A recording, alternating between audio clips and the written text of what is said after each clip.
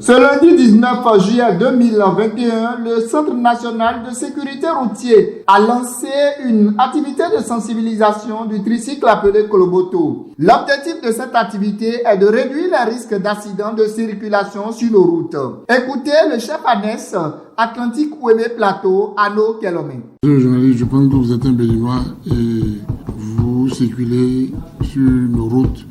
Et vous n'êtes pas sans savoir que l'évolution très grandissante dans la mobilité routière de cette cible des accidents, c'est ça qui nous amène aujourd'hui à pencher à une sensibilisation. Selon le chef annexe du CNSR Atlantique et Ouémé Plateau, cette activité dont la durée est bien définie va se dérouler durant mi-juillet, début août. Arnaud Kelomé.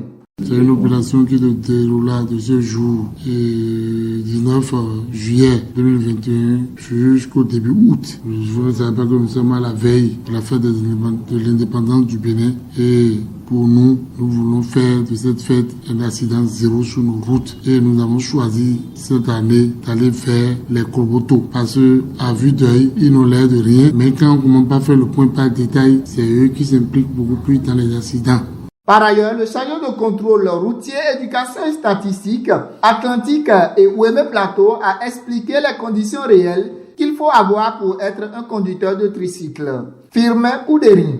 Et les enquêtes préliminaires menées, c'est que normalement pour ces moyens de transport, le conducteur doit avoir quelques profils, doit avoir quelques compétences. Alors, il faut être certifié, il faut avoir un certificat avant de conduire le tricycle. Le conducteur doit avoir le permis de conduire catégorie A2 et il doit avoir aussi, il doit prendre quelques dispositifs de sécurité primaire. Notamment, il doit être muni de son casque. Lui-même, en tant qu'être, il doit être lucide.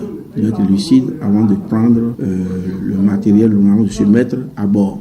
Il renchérit et confirme que seul le Centre national de sécurité routière ne peut faire ce boulot. Sur ce, la presse et les ONG qui s'occupent des questions routières sont aussi impliquées pour le bon déroulement de cette sensibilisation. Firmin Kouderi. Il y a également des sensibilisations médias que nous ne ferons pas défaut en langue française et en langue locale. Et en Toribé, en Nago, en Mari, selon la zone Montbariba, selon la zone, il y a des experts appropriés en communication locale qui seront associés. Nous n'avons pas aussi manqué d'associer les partenaires, les ONG partenaires qui, même pour ce lancement, ont été réellement associés. Nous avons associé ici, ce matin, dans le lancement, nous avons associé l'ONG Attention Sécurité pour tous. Nous avons également associé l'ONG Espace Secours et Rejacer, sans oublier aussi Zem Secours. Par cette activité de sensibilisation, le Centre national de sécurité routière vient de prouver encore son importante utilité. Vivement que cette action se pérennise pour le bonheur des citoyens. De retour de Tambo Devier, Rodrigue Ayaïva pour Communal Info FM.